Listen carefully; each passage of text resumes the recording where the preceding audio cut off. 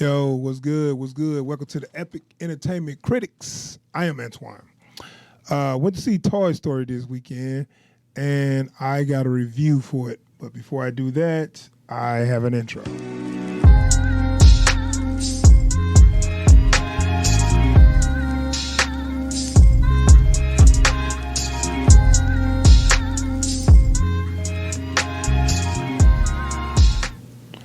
All right, I'm back.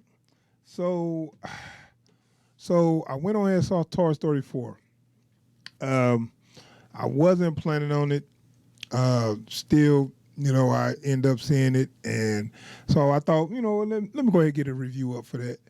So Toy Story 4, the fourth installment in the Toy Story saga. The first one was made like in 96, 97, if I can recall. I really was a big fan of that first one. That was like one of my favorite little Disney movies because I wasn't crazy about most of those Disney movies. And then when they started going with the computer animated movies, I was like, okay, that's something new. That was new at the time. And Toy Story was one of the, not the first, but it was one of the early computer generated kids Disney movies. So, excuse me. So I was like, I checked it out, way back then. It was damn good. It's one of my favorites, and one of my the part that really particularly I really liked was the part when Buzz Lightyear found out he was a toy and not a space ranger. That was a touching scene. So, of course, that would make a ton of money. So you know what that means. Part 2, part 3. So part 2 and part 3 came out. I wasn't even a fan of part 2. 3 was pretty good. I thought when I saw part 2, I was like, no, you know what? Maybe they should have stopped at 1. But that's the way it is. When it's money, because now they got part 2s. Anything that's successful is going to be a part 2, no matter if the story got wrapped up or not. So, they got a part 2, part 3, and I thought that was done. But when there's money to be made, they're not done. Part 4 just dropped, and this is the story of toys. These were the toys of a young kid. It was kind of his story. It was Andy, and he had all these toys, and Woody was his favorite toy. And the original story was Woody was his favorite toy, and then he got a new Buzz Lightyear toy, so he started playing with him instead of Woody, and Woody was jealous. It was, it was a funny little story. And it's the whole thing. When humans not around, these toys, they move, they get up, and they sentient beings. It's a funny story, but I think at some point, you have to limit what they can do, because in this movie, they could pretty much do anything they want, and they was like, they was for real people. It's like okay, originally they had an idea of, okay, when people are not around, the toys talk, and when people come around, they turn back to toys. Okay, well, in this one, they went so far as to give them more character development. So now these toys got ambitions. They want to do things. They want to see things. And it's like, why are you a toy? That you are for real, you a person. I think they gave them a little too much life instead of just making them like a funny. Instead of making them just like a cute little something to see, they gave them a lot of personality. And like I said, they got like they seem to be falling in love with each other. So they got, because Woody got a little crush on Bo Peep. They kind of they explored that a little bit in the old ones, and now they going so far as to wanting to be together now. So I was like, these toys are sentient beings. How long can you keep them as toys? It's kind of cruel in a way, because now they want to do things. They got ambition. They want to see the world. It's crazy. Of course, the humans that keep them don't know, but it's just the fact that you giving them so much life that keeping them toys is kind kind of cruel. And so in this story, Andy's all grown up. So toys, they have accepted that they pass on to the next kid. That's kind of the thing. You know, once you get older, you give the toys to your younger brother or your nephew or whatever, or niece. So so they was like, okay, so we just move on to a different owners or whatever. So and you know, and that aspect is cool. But it gets to a point where toys, people don't play with toys as much because electronics are becoming, you know, a lot of kids got tablets and phones opposed to just playing with toys. So so now they just kind of like now they just like they pass on to the next kid. So now it's like, well, you know, Woody is kind of his thing is, you know, I got to make whatever kid that owns my, you know, own us be happy. And that's what brings this story where you see the little spork. That's like a little toy that the kid created, and that kid was attached to that spork.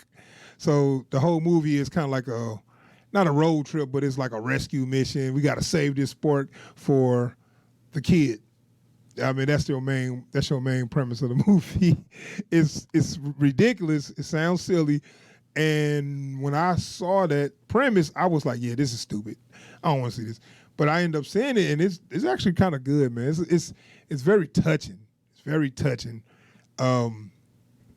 Where the way, just like I said, these toys are real lifelike, where they got, you know, ambitions and dreams and things, and they are going further in the rules that they set on what these toys can do in the real world. Like, for a minute, I thought it was like maybe a figment of somebody's imagination when they talk or whatever, but no, they actually just can do what they want to do.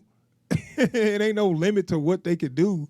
And I'm like, why do you want to be a toy when you are basically alive? You know, it's just like it kind of is not really making too much sense on why they continuing to stay toys. But that's the whole premise. And I like some of the new characters. You got all your original characters. Now Buzz not in there that much. It's more about Woody. It's Woody's story. Woody and Bo Peep. Bo Peep had like a small role in the older ones. Now she got a bigger role. And they got this new little doll called the Gabby somebody, I forgot her name. I actually kind of like that. I like that character. She's pretty much like the villain. She got like henchmen and stuff, but she's like that villain they speak real nice when they say something, but you know, wait a minute, it's something menacing behind that. And it's so she actually kind of made a cool little villain. I kind of like how they did that. But but yeah, I mean, and like I said, it was fun. And also, oh yeah, I forgot Duke Kaboom.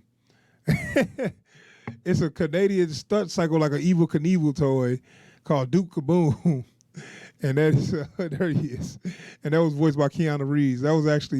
He actually was my favorite character. He was funny as hell. He was just basically a toy that he got thrown away immediately when he found out that they couldn't do what they did on the commercial. Which every kid that had a toy from a commercial, no, every time you get that toy, it never did what it did in the commercial. That's just something you have to accept. You got to accept that growing up. But that was funny. He's like, no, it was a commercial. Nobody could do that. But yeah, it was good, man. It was actually a cute little story. Even the little girl that they belonged to was a cute kid, and so the parts that had made me kind of like, how is this going on? Is the toys were interacting with the real world too much. Where originally it was, they just was in their own little kind of world, and then when humans walking around, they turn to toys like, ugh, you know. Now they was doing stuff and talking to people. You know, it was like, wait a minute. You know, first I thought y'all couldn't really interact with people. I thought y'all could only, you know, interact in your own world when there's no people around. But when there was people around, they was just like they was moving. Like when somebody turned, they'd move over there. Somebody, somebody uh, um, leave the room for a second. They go do something, and then they come back, and they not even there. It's like y'all not being consistent, man. And they would even went so far as to have them interact directly with people where people just didn't know they was toys. So they was basically talking to people on the other side of the room, like where they thought they was talking to another person, but they was talking to the toy. It's like, well, since when can y'all do that? It's like I thought it was a rule that y'all couldn't interact with people. I just think they kind of went further with their own rules with that.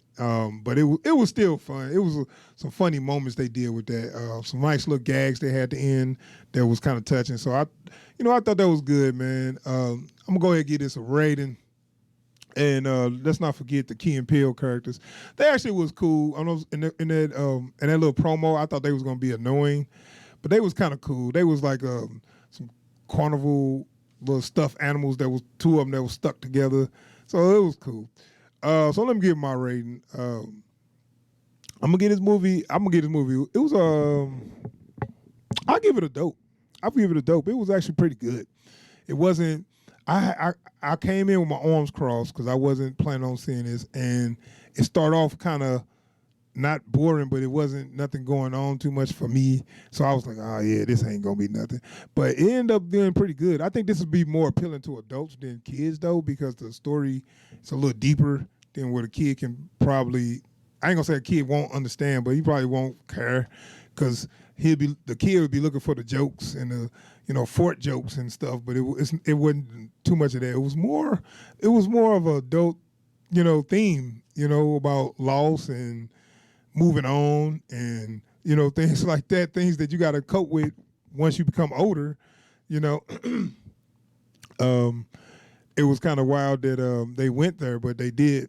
So it appealed to me. So I'm not sure if the kids will, they'll like it, but it'll appeal more, I think, to adults than kids, which is crazy. But like I said, it was I actually gave it a dope. So go see it. It was pretty good. I recommend it. So let me move on. I'm gonna go ahead and wrap up. I'm sorry. Thanks for checking out the video. Give me some thumbs up and subscribe to the channel. I'm out of here. Peace.